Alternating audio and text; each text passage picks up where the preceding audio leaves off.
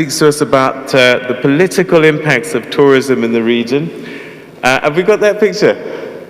So here's the thing. I just thought we'd share this with you to see just how far back this man goes. There we go. This was young Jack Straw back in 1974 campaigning. Do you remember that? And so that was the beginning of quite an esteemed career over time. But ladies and gentlemen, please put your hands together for former Home Secretary, Foreign Secretary, Jack Straw.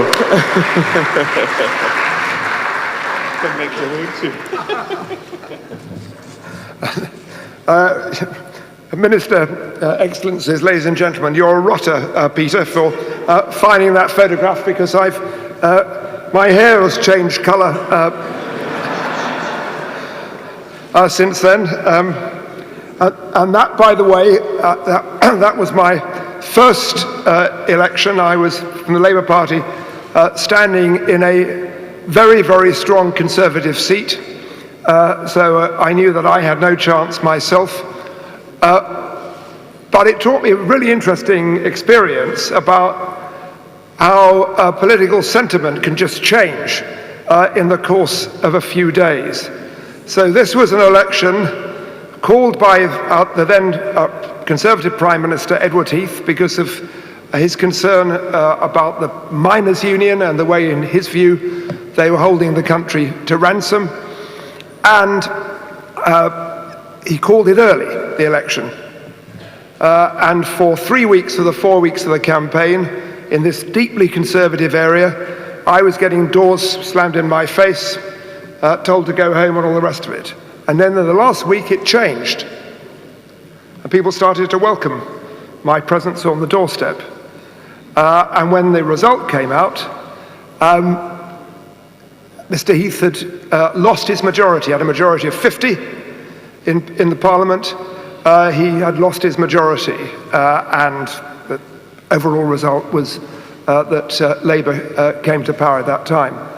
The other great thing about that election was that at the count, the Liberal Democrat and I had a debate about which of us would come third. And I bet him £1, quite a lot of money in those days, that I would come third. And I'm pleased to say I took the pound off him. I came third by 18 votes. Now, I'm delighted to be back in Ghana. When my hair was that colour, in fact, a few years before that, I made my first visit to Ghana in 1971. I came here as I was the then president of the National Union of Students, as part of a British delegation to the Commonwealth's Students' Conference that was held in Kumasi. I spent almost a week here and had a fantastic time. I remember the fantastic time. I remember some of the unchanging aspects of Ghana, as Mats was saying. I mean, the colour, the smiles, the laughter.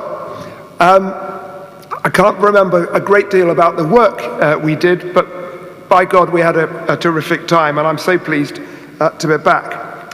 I'm also old enough to remember when Ghana became the first sub-Saharan country to gain its independence from colonial rule back in 1957. My parents had been strong supporters of the movement for colonial freedom, and although I was just 10 at the time, I can still remember my parents' delight that the United Kingdom was at last, in my parents' view, starting the process of ending imperial rule in Africa. Now, when I made that first visit to Ghana in 1971, Dr. Kofi Busia of the Progress Party was your president. But his period was sandwiched between various military governments. As your new president, Akufo-Addo, spelled out in his first address last month to the United Nations General Assembly, that was a period of, quotes, years of political turmoil and the accompanying economic chaos. Now, it's never been a surprise to me that almost all countries emerging from the yoke of rule by another country should have had some period of instability in their first decades of independence. Colonialism, by its nature, was the least democratic of any system of government. The culture of and institutions for democracy have typically taken not decades, but centuries to become established, as we in Europe ought to understand. I often used to sit round the table of the European Union and count up the number of countries around the table which had known democracy for longer than I had been alive. Not that many. In fact, a minority of countries in Europe, and I'm not just talking about Eastern Europe either, have known democracy in my lifetime. Now, what is really striking about Ghana is, again, to quote your President's speech to the United Nations General Assembly, is that a consensus has now emerged that in our Fourth Republic, Ghana has had political stability for the last 25 years under a multi-party democracy where regular elections are now an accepted feature of our governance. His Excellency added that Ghana continues to be a beacon of democracy and stability on the continent. Our institutions of state are growing stronger, and we've made more progress with our economy than at any time since independence. Now, two things are really noteworthy to me about this progress. One is the emphasis on education, with the commencement of the free senior high school program, guaranteeing secondary education for all, free for all of Ghana's children. Now, again, it's not so long in the United Kingdom that secondary education of the highest standard to 18 was not free, except for a tiny handful of children. It wasn't free for my grandfather, so he had to leave school, a bright man, at the age of 13. And had the equivalent guarantee of completely free secondary education not been made in Britain in the closing stages of the Second World War, I would not be standing here as a former foreign minister of the United Kingdom. For I came from a low-income family, and I was the first generation of our family to benefit from free secondary education to university and onwards.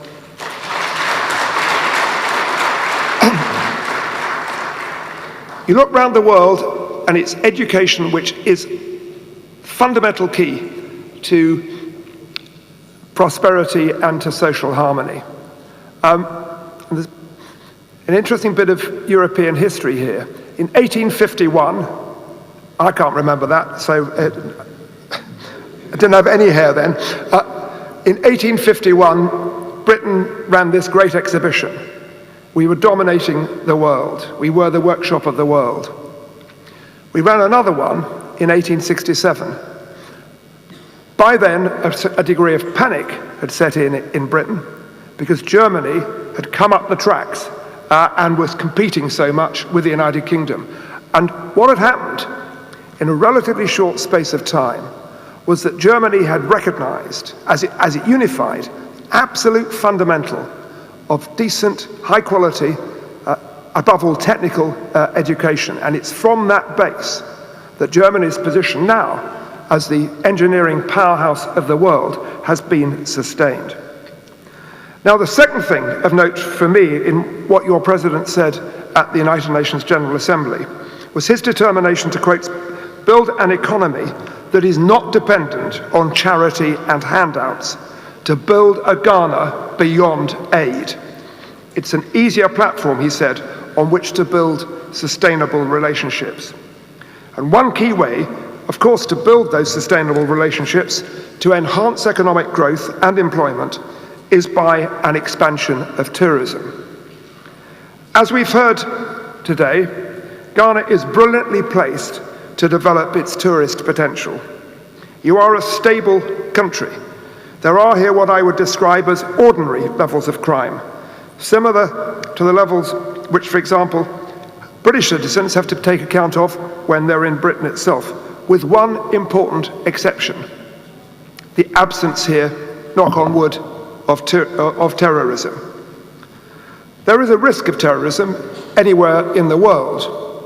We in the United Kingdom have had to be living with that risk, not to say reality, for 50 years.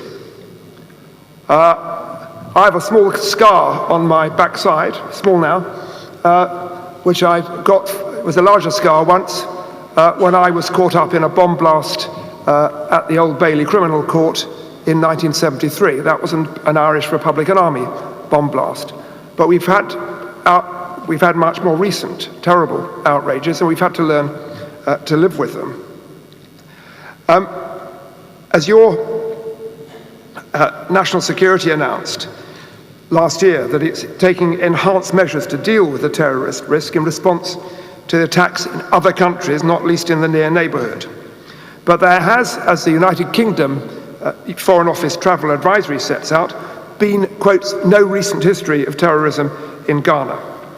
I don't wish to tempt Providence by saying that, but it's true and is another very positive factor on which to develop a vibrant tourist industry. As important as reassurance about the negative, safety and security, there are the huge positives for tourism to Ghana.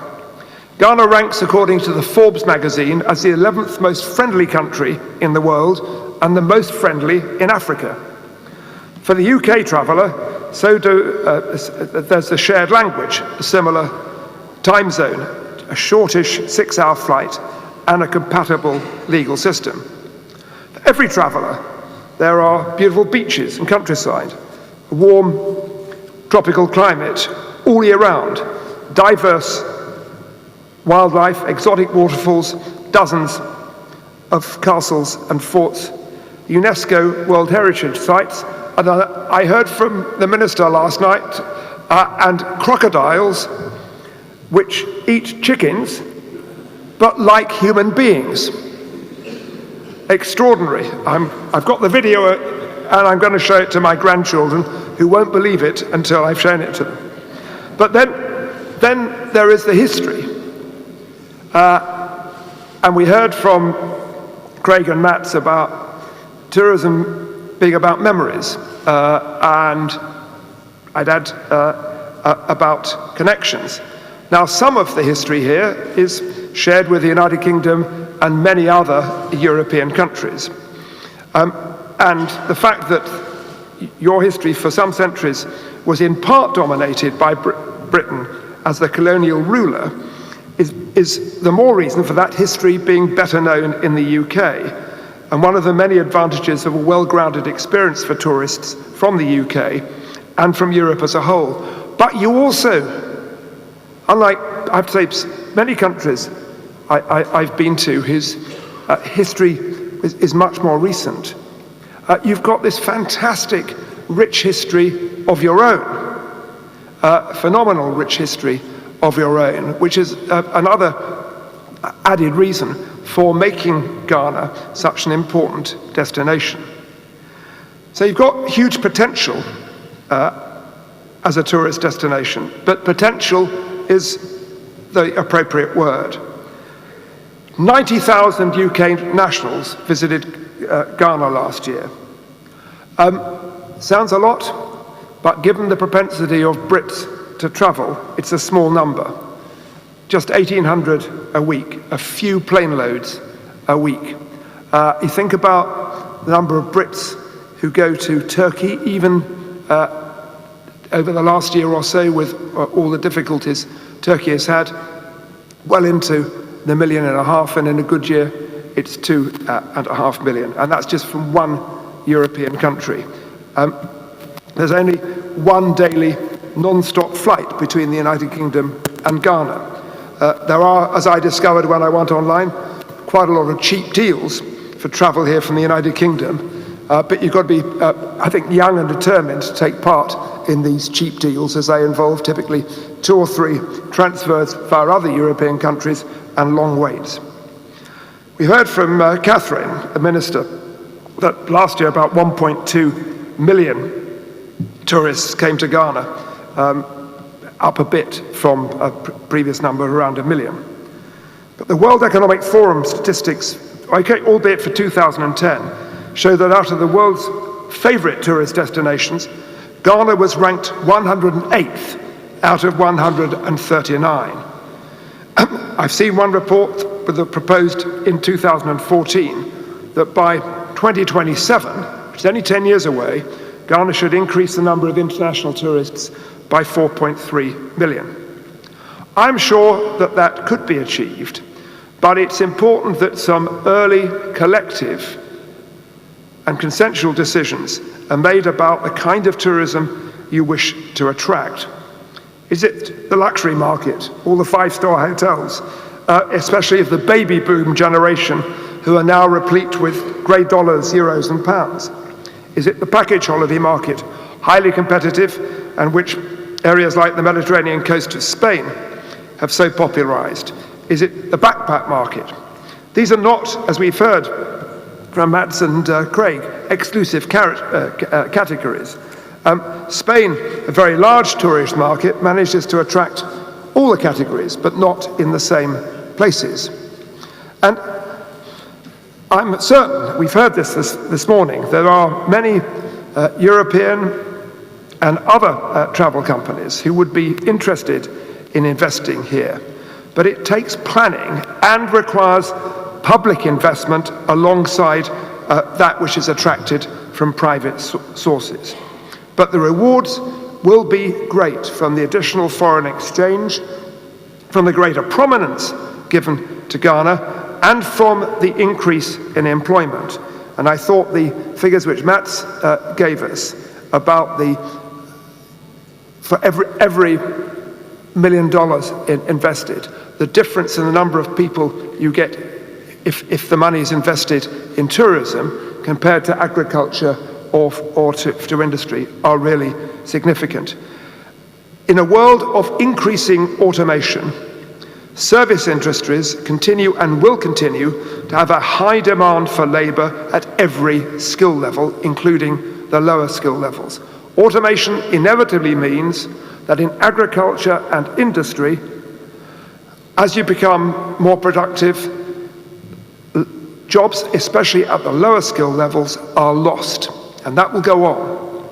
But there never will be a machine which can give a welcoming smile, a well-timed laugh. And it's welcoming smiles backed by efficient human service which can make the whole difference between hotels and resorts which do well and those which do not, can make the whole difference between whether the memory of a visit is a good one, which is passed on to family and friends and through social media, or whether it's a poor one. And you can't make a machine to do that. Now, one thing we've talked about today, but you'll excuse me for saying it's got to happen and you've got to do it quickly, is to change the way the visa system operates. I understand, having been Home Secretary in the United Kingdom, that countries of lower GDP are quite sensitive when countries of higher GDP, like the United Kingdom or Schengen countries, have to maintain quite a strict visa regime. So when I was Home Secretary, we had to do that. And the first reaction of the country at the other end is to go in for reciprocity. So if the United Kingdom has a tight visa regime, for example, with Turkey, Turkey will reciprocate and say, well, if Brits want to go to Turkey, they'll have to go through quite a complicated visa process too. Take the example of Turkey. It is still the case that you have a formal visa process if you're a Turkish citizen and you want to come to the UK, although we welcome a great many Turks. But Turkey, some years ago, changed its visa system because it wants Brits and others from Europe to go to Turkey in huge numbers. So you don't have any visa system, and you're advised to get an e-visa, but you don't need one. The carriers, the airlines, are not penalized if they allow somebody onto a plane who's not got a visa. and under laws of which I'm afraid I strengthened, carriers can be fined typically £3,000, $3,500 US, if they take someone on a flight, either way, who's undocumented. You don't need a visa to get on a plane to Turkey, and if you've forgotten to buy a visa before you go, you pay €10 and you get one at the airport. So it works, and it's a reason why Turkey's been able, one of the many reasons, to encourage so many people to go to the country as a good destination. But as sadly, and I'm afraid this also applies to Turkey, the experience of some countries to the north of Sahara shows all too graphically. Whether tourism can be sustained depends in part on investment and good marketing, and by God it does on both of those, but above all on the destination being safe. I've already referred to the fact that Ghana is a safe country and that there have been no recent terrorist outrages here. But as I believe your National Security Council appreciated when it enhanced counter-terrorist measures 3 years ago, the more important tourism is to a country's economy, the more that it could be at risk from the evil people who direct international terrorist groups. So, yes, it's great there have been no tourist outrages, but you have to keep working and keep planning and putting the counter-terrorist structure in place to ensure that this country remains what it is today, a brilliantly safe place.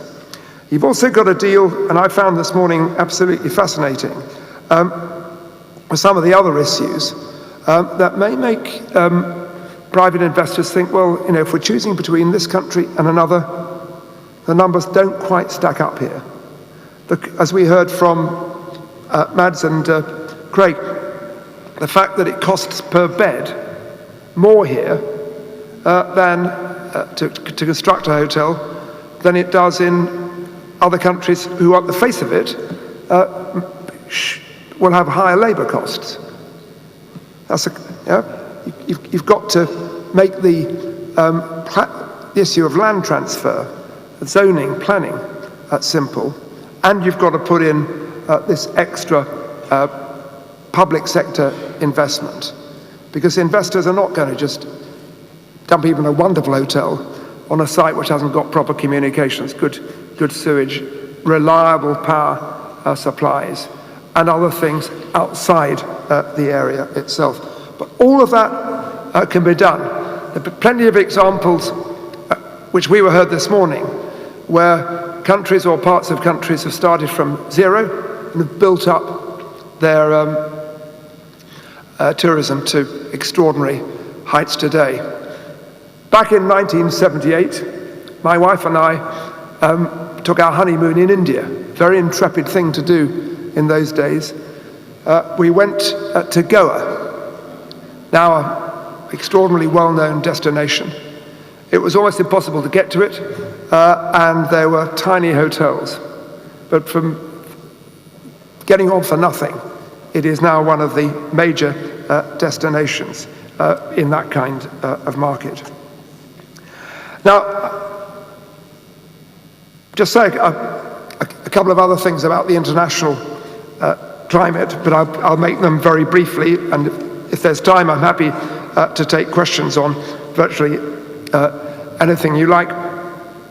International terrorism, mainly Islamic jihadist terrorism, is one of the factors which today makes for an uncertain world, which is not at peace with itself, literally and metaphorically.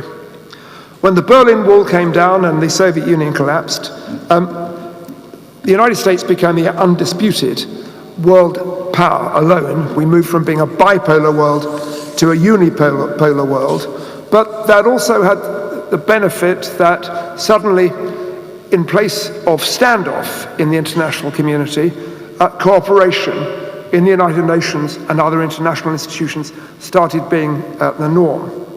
One of the consequences of the Cold War was that the United Nations Security Council had been partially paralyzed from taking action. And so between 1946 and 1989, when the Berlin Wall came down, the Security Council averaged just 15 Security Council resolutions a year. And it never got round to debating, for example, the war in Vietnam, because there was never going to be agreement. Since then, and the number of Security Council resolutions has quadrupled. It's gone up from 15 to 61 a year, which is an indication that there has been much more international collaboration than there could have been. But that kind of collaboration set back by 9/11, by decisions, yes, in which I participated, which led to greater divisions, not least over the Iraq War, and by big arguments about how to handle issues, especially in the Middle East, your not so far away neighbors in Libya, and particularly in Syria as well. So that's added to the uncertainty. But if you told me even 3 years ago that they'd be elected as President of the United States somebody who was known as a reality TV person, I would have told you to go and take a shower, or you've been drinking too much. But that's what has happened.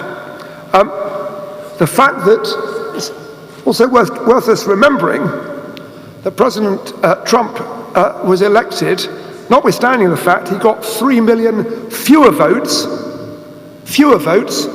than Hillary Clinton, his rival.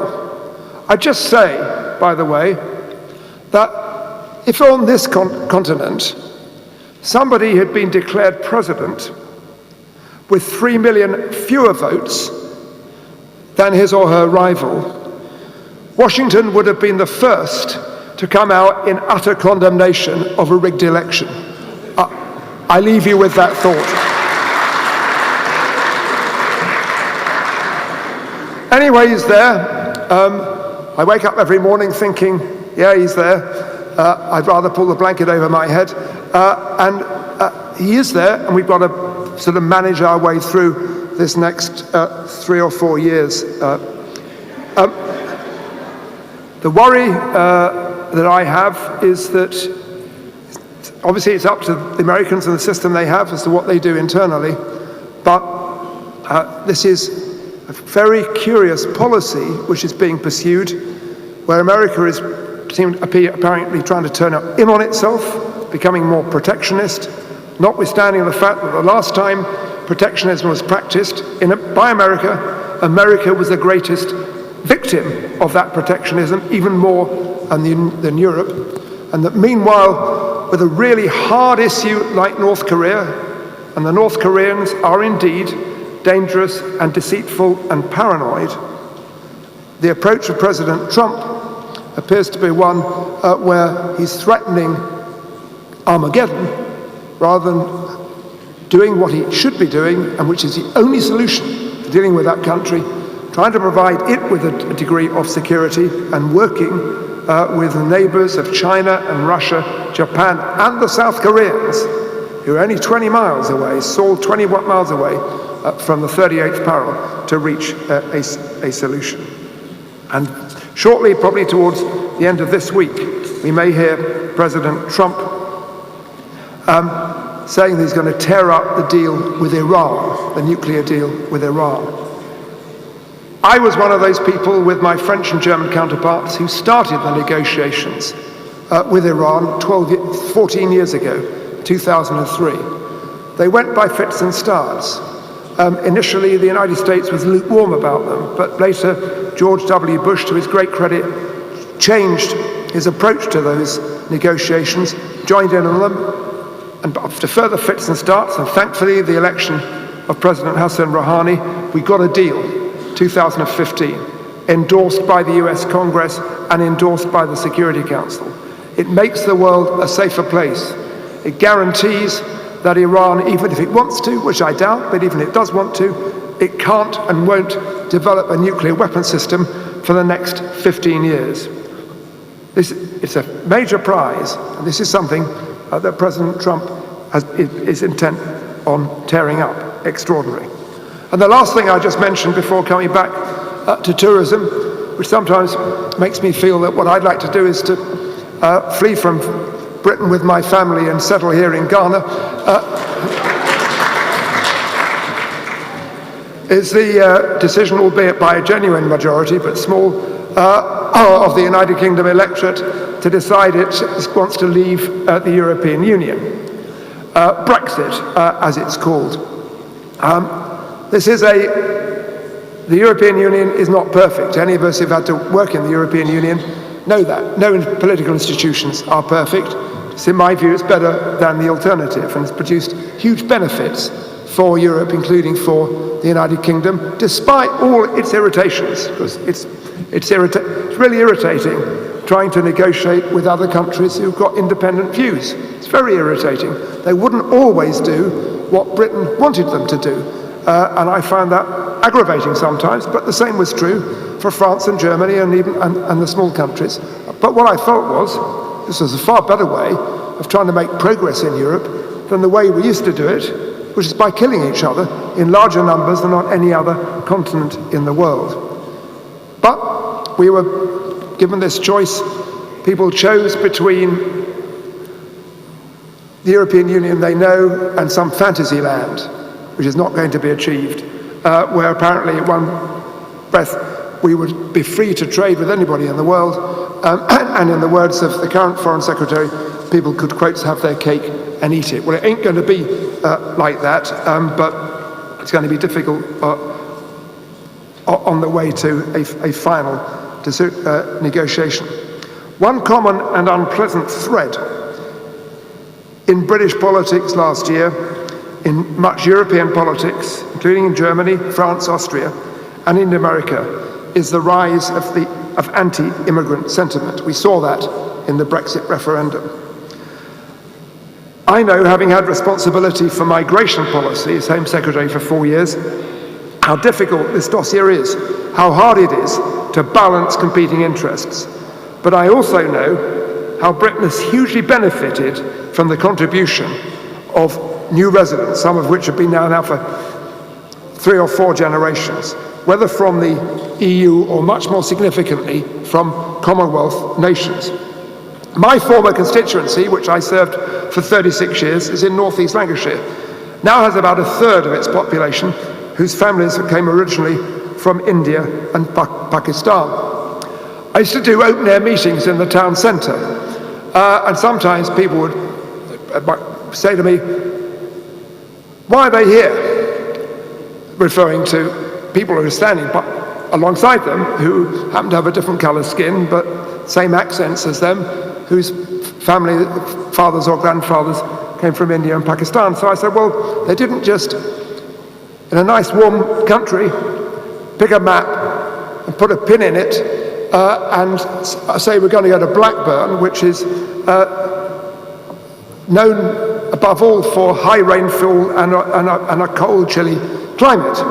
Why would you do that? I said the reason they're here is because we, British white mill owners, invited their fathers and grandfathers here when the mill owners couldn't get white workers to work in the mills for the wages the mill owners were willing to pay in the 1950s and the 1960s. And the other thing I said, and this applies to West Africa, to Ghana as well, you might not be here at all had it not been for the fact that their fathers and grandfathers, as so many did from West Africa, fought not for themselves, but for our safety and security, and to be able to live in the First and Second World Wars. So we need to welcome them, not go on with the abuse you've just come out with. Now, my people from the South Asian subcontinent make a profound and positive impact on the area's prosperity. Elsewhere across the United Kingdom, to people whose families hailed from West Africa and not least from Ghana. Your diaspora in the United Kingdom is an enormous asset for Ghana. In every part of the UK, you have ambassadors and enthusiasts for your country. There is huge goodwill across the UK for this country, for its manifold strengths, for its beauty, and for its safety in a troubled world. The challenge now, through your tourism strategy, is to ensure that many more Brits and Europeans and Americans begin to savour those delights in Ghana, which up to now, you've rather made a secret. I know Ghanaians love Ghana. You've got this wonderful, exuberant self-confidence, but you keep it to yourselves. You're very secretive about it. You don't mean to, but you are. Share it. Tell the world about it, and you'll become one of the greatest tourist destinations in the international community. Thank you very much.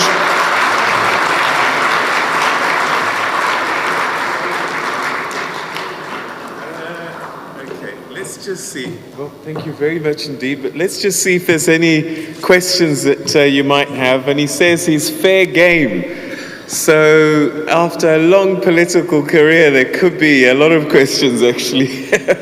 But if there's any questions, we'll just give you a couple of minutes because we're struggling with time. But if there are any questions, please, let's get the microphone round. Sitting next to a policeman.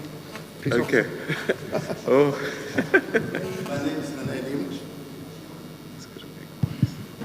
My name is Nana Enim. Sir, in your presentation, you mentioned terrorism, which I think falls directly under safety and security. I'm sorry, sir, because of the, I can't quite hear you. Sir. Can you say that again, sorry? My name is Nana Enim. Sir, in your presentation, you mentioned terrorism, which falls directly under safety and security. We are talking about tourism. Egypt has tourism police. And I just wanted to find out, from your own estimation, how do you assess safety and security in tourism? And do you think Ghana is ready for tourism police? Because we in Ghana want our country to be a preferred destination, not only in Africa, but globally. Thank you. I'm sorry, not quite So essentially, he's wanting to know about your view on safety and security within tourism. You know, he's referred to countries like Egypt. Yeah, okay. Thank you. And I apologise, sir. When that photograph of me with my hair a different colour was taken, I had 2 ears that worked. I had a virus. In 1981, I don't have any hearing at all in that ear, so it makes for difficulty in a hall like this. But you're asking about safety and security and countries like Egypt. Look, I thank the Almighty that Ghana is safe, but you can put, as I'm afraid there are other countries have shown, you can put all the infrastructure in the world in. Private and public have wonderful hotels, 5-star, 4-star, 3-star, 2-star, 1-star, backpack hotels, the whole works. You can have as many crocodiles, which like human beings, as you want, but if people don't feel safe, they won't come. Or, as we know from, I'm afraid, from the experience in north of the Sahara, if there are serious terrorist outrages, people will just go. And it's absolutely tragic then if that happens. So you've got to factor that risk in, and you mustn't be complacent. You know better than I do, this country is safe, the region is not. There are very bad people who can travel quite easily and then drop down from the north. So you've got to win. Britain has a very highly advanced intelligence and counter-terrorist strategy. I know that much of our experience is shared through our High Commission with you guys. You've just got to enhance that, but make sure that everybody is not just for the people like the officer sitting next to you. I noticed you come with a police officer, always wise. It's not just for the police or the security.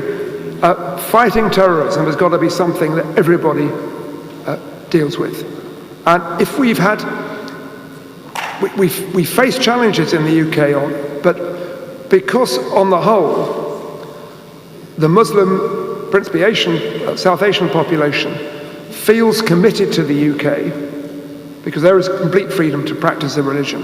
They don't feel marginalized as they do in some European countries. One of the many benefits of that is that we have very good information from within the community about things that people are planning. It's not perfect, but it's far better than it would otherwise be. Okay, 2 more at the very most. Any other questions? I'm seeing hands going up. All right, so Police officer. there's a police officer here. I hope Interpol is not looking for you. Thank you very much. The microphone's coming to you, madam. There we go. Thank you very much. My name is ACP Habiba Chumesi Sapon, and I'm just to assure the gentleman here, Nana, and all stakeholders here that I want to add to Your Excellency's statement that Ghana is safe. Yes, it is safe, but at the same time, security and safety is a shared responsibility, and police thrive on information.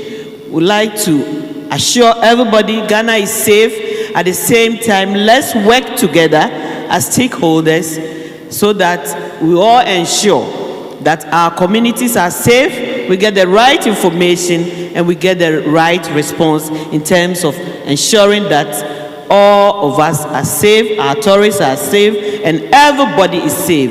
It is a shared responsibility. Thank you very much. Wonderful. All right, so I think that's more a comment of assurance, which is good to hear. And maybe just, there's a gentleman here at the front here. Thank you. My name is Caleb Kofi. I am one of the advocates for customer service excellence within the tourism sector under the auspices of the Ghana Tourism Federation. And that was my boss who spoke.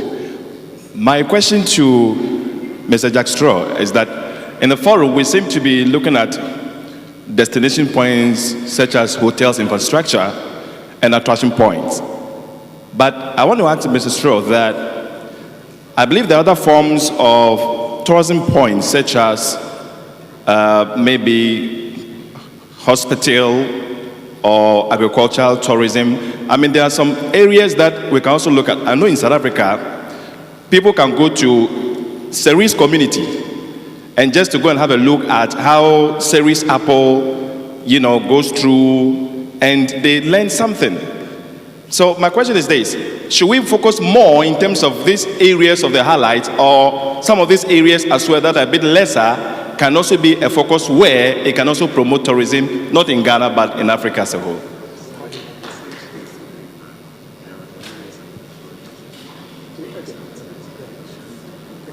Well, very interesting. So when I went to talk to your High Commissioner, Ambassador in London, he talked to me about the way in which Ghana is seeking to develop medical tourism.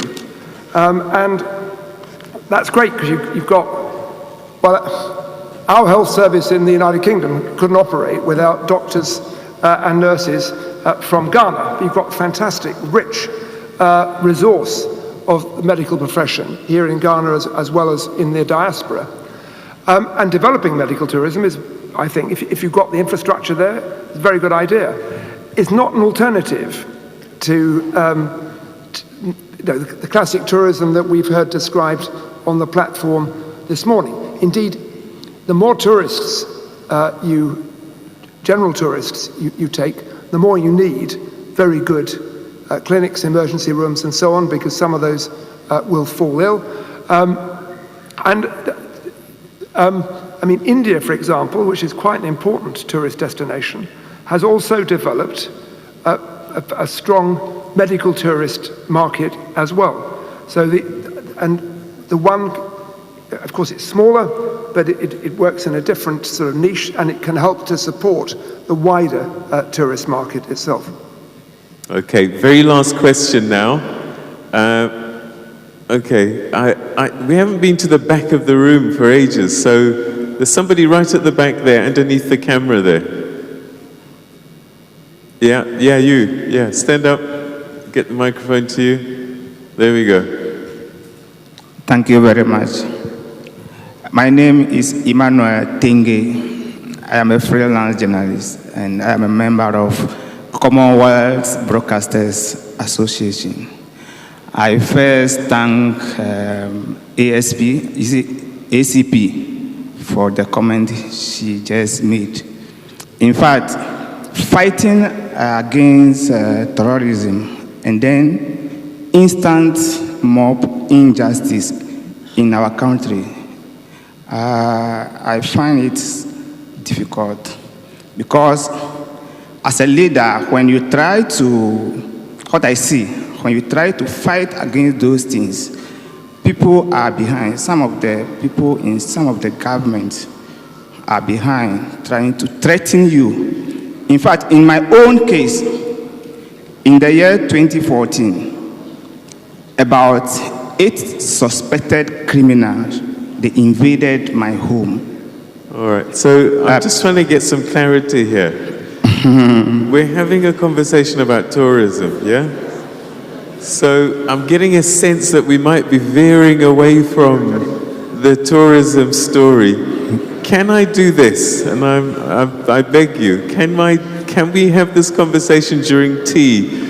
Because we've got so many people here that are busy chatting about tourism. Thank you very much. Okay. Thank you very much. Thank you very much, my brother. Okay, all right. Unfortunately, time isn't on our side, so I would just like to say thank you once again to Jack Straw. Thank you, Squire. Thank you very much indeed. And just to let you know, Jack Straw has been a lifelong supporter of Blackburn Rovers. Yes, I know. Blackburn Rovers. And so in his lifetime, he's only won the Premier League once. So Jack Straw, thank you very, very much indeed, sir. And you shared some important issues that we need to look at, but the blessings are that we have stable governments. And more, the continent, the trend is towards peaceful transitions in our democracies. And that tells a story, a powerful story, because, you know, people sitting in Europe and other parts of the world often see Africa as one country. And so part of our story is how the politics plays out. And I think we're getting that right. And we should capitalize on this gains that we're making on the political front as part of that narrative that's going to make this continent a great destination for people to come. And you said there's also a powerful message about the value of our people. And I think sometimes we forget just how much a contribution citizens can make just in the interactions that they have with travelers and visitors to our country. And that is something you can't replicate. There is only one way of being Ghanaian. And you can't go anywhere in the world to experience that. You've got to come here. So make sure that people feel and experience that Ghanaian thing, chale, whatever it is, so that people want to come back here. Otherwise, I could go somewhere else. So what is it about you as citizens, as people, that makes being in Ghana so special? And we forget sometimes that that treasure is already inherent in us just by being ourselves. So when they come from other parts of the world, please be you, because that's the experience that they want to have. And there's so many things we can change sooner rather than later. I think the Vice President spoke earlier about e-visas and so on and so forth. So let's just do the right thing. Sometimes it's actually easier to get a visa to go to England than it is to go to another African country. And we need to change this, because actually we should be traveling across the continent before we start traveling across the world. That's my view as an African. Okay, so Mr. Straw, thank you very much indeed. Thank you so much for coming all the way from the UK. And we wish you luck with Blackburn Rovers getting promoted. All right, ladies and gentlemen, I don't know what the protocols are in this country, but I find back home, where I am from, if you've been sitting down a long time, fatigue starts to get into the body. So can I just ask you, don't leave the room or go anywhere. In your seat, just stand up for a second. Just stand up, put your hands above your head. Don't worry, I'm not going to ask you to hug the person next to you. Just stretch your legs, just stretch your legs. And when you feel like you've got your body back, then you can calmly sit down. Don't do it quickly, because you might pass out. Just gently, you know. I can feel the refreshing feeling coming through people's bodies now. Okay. So when you think you're back, take your seat. Yeah? Okay, fantastic. Maybe I've started a new protocol in Ghana, I don't know. Or maybe I'll never be invited back again. All right, ladies and gentlemen, thanks very, very much indeed for your attention. We've got one last panel we'd like to do before lunch, and we're racing against time, so I've asked our moderator to shorten it a little bit. And we're talking now about tourism investments in Africa. And to take us through that, please put your hands together for the CEO of the Ghana Tourism Development Company, Mr. Kwado Antwi.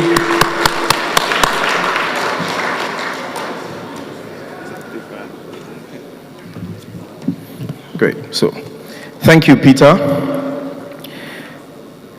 The Honorable Minister of Tourism, Arts and Culture, and Member of Parliament for Evaluate Ajamoro Jura, the Honorable Catherine Afeku, the Honorable Deputy Minister, and also MP for Gushebu, Honorable Dr. Ziblim Idi, Bulut,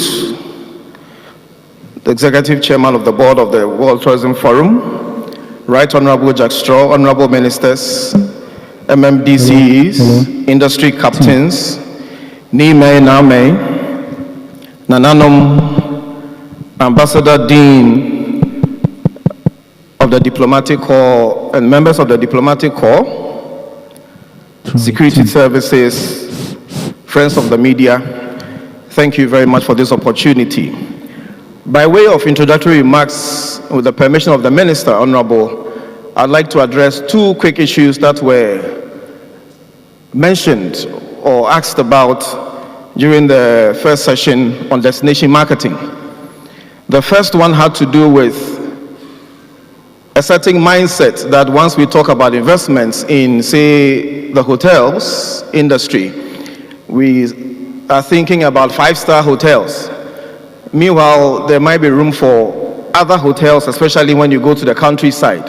So just by way of announcement, the Honorable Minister mooted an idea which we are working feverishly on, and this is called the GH Akwaba Hotels. Now, it's simply this, that attached to our tourist sites, and we are looking at a project called Project 30, 3 per region. Some of these sites need just hotels of 20 rooms or 30 room capacities, low budget hotels that will charge you an average of $50 a night, not your regular 200 or 150 if you were in the city center. So that as our patrons go to the countryside, visit our tourist sites, they can find decent accommodation, yet at a price that is affordable for everybody. So that's one of the things that as a government we are working on, and we are proud to share with you. The second was what to do with our coastal line or our beachfront. And I'm sure many of you have heard that we are championing a project called the Marine Drive Tourism Investment Project. And as we speak, there is a flagship starting with what we know as the Osu Castle, stretching all the way to Baden Powell. It's a 241-acre development that will have your regular five-star hotels, will have amphitheaters, will have a conference facility, would have a shopping mall, we'll have what you would classify as a modern beachfront, so that we can start changing the literature from what we have known to what should be. That the closer you are to the beachfront, it means you should have a certain quality of life. And we are working feverishly with our chiefs. We're happy to see Nigbese here, and working with Nikinka, Dona. They have graciously worked with us and government to make sure that this program does not fail. And so we are thankful to our chiefs. Please, a round of applause for them. Then lastly, there was talk about Ghana being the center of the world. Indeed, Ghana is the center of the world. And for some of us, for the last few days, that's what has given us sleepless nights. The Honorable Minister wakes up, and when you receive a phone call, you can be sure that one of the questions you have to answer is the progress on the Center of the World project. So yes, for Ghana, being the closest habitable land to where the equator intersects the Greenwich at longitude 0, latitude 0, Tema is the closest habitable land. And that makes Ghana the true center of the world without debate. The issue is, what do we do with this? And what we are doing is that there are 4 iconic projects we are going to pursue. The first one is working with our partners in the Tema Country Golf Club, which houses the Greenwich Line in Hole 7. We have a partner who visited and went to us graciously to look at the place. All things being equal, we'll be able to sign the necessary documents, working through the Chief Investment Officer of the country, Mr. Yofi Grant, the Ghana Investment Provision Center, to be able to actualize this. So at Tema, we'll have the golf course redone to be christened the Center of the World Golf Course. It will have the appropriate accommodation facilities, hotels, very decent, with a sports complex, the like that we want some of our PGA members to run through the country and to play golf. And then somebody also mentioned Israel, that we are trekking to Israel. I think that was mentioned by the Honorable Minister of Works and Housing. People go for many reasons, including religious tourism, to go and pray because they believe God is there. Well, I have news for you. God is here in Ghana. Right in Tema Community 1, there is a church called the Presbyterian Church on the Greenwich Meridian. It houses the Greenwich Line, and if you go there at this moment, you would see people there praying because they believe God is there. People have told us that they have gone there looking for businesses, for contracts, for visas, for all kinds of things, for children, and they prayed and they got answers to their prayers. And so we are working with the church, we are working on appropriate documentation to give you a reason not to go to Israel, but to stay in Ghana and invite the world to come to Ghana to pray and to have fellowship and to commune with our Maker, you know, so that we can also add to our tourism dollar, NCD and euro and pound, whatever the preference is. The third is at the ports. We are in discussions with the Ghana Ports and Harbours Authority, and there's an expansion project ongoing. They're going to do some redesign to accommodate a cruise ship in passenger terminal at the port, so that for all the cruise liners we see passing, we'll be able to attract some of these to stop. Indeed, we have received some data. There's a liner called the Birth of the Ocean, I think, if I stand for correction, which passed last month, we are told, and was carrying 7,000 passengers. And so we say to ourselves, if we succeeded and we got 7,000 passengers, even half of that, berth and enter the country through Tema for a weekend,